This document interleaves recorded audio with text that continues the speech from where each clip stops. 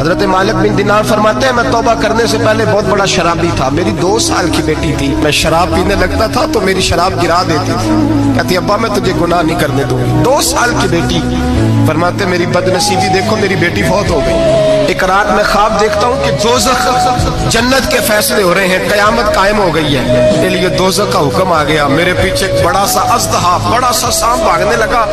فرماتے ہیں میں دوڑتا جا رہا ہوں، ایک بزرگ نظر آئے، میں نے کہا مجھے بچانا، کہنے لگے بیٹا میں کمزور ہوں، میں نہیں بچا سکتا۔ کہتے ہیں مجھے میرا اشارہ کیا، کہنے لگے پہاڑ کی طرف جا شاید تو بچ جائے۔ کہتے ہیں میں پہاڑ کی طرف جا رہا تھا تو وہاں سے بیٹی آ رہی تھی، میری بیٹی دوڑتی آئی، میری گود میں بیٹھی اور اژدہے سے کہنے لگی دفع ہو جا، تو میرے ابو کو نہیں جلا سکتا۔ کہتے ہیں وہ 2 سال کی بیٹی کی آواز سن کے وہ اژدہا بھاگ گیا، میری گود میں بیٹھ خواب دیکھنا، میری داڑھی سے کھیلنے لگی، کہنے لگی ابا میں تجھے منع کرتی ہوں نا شراب نہ پیا کر شراب۔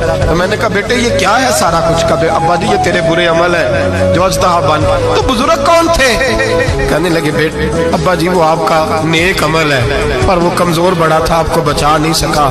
ابا جی بس کر دیں، بس کر دیں، اب آپ برے کام نہ کریں، آپ توبہ کر لیں، جو پچھلے گناہ ہو گئے میں اللہ کی بارگاہ میں سفارش کروں گی، رب آپ کے معاف کر دے گا۔ مالک بن دینار فرماتے ہیں میری آنکھ کھلی تو میں پکی توبہ کر گیا۔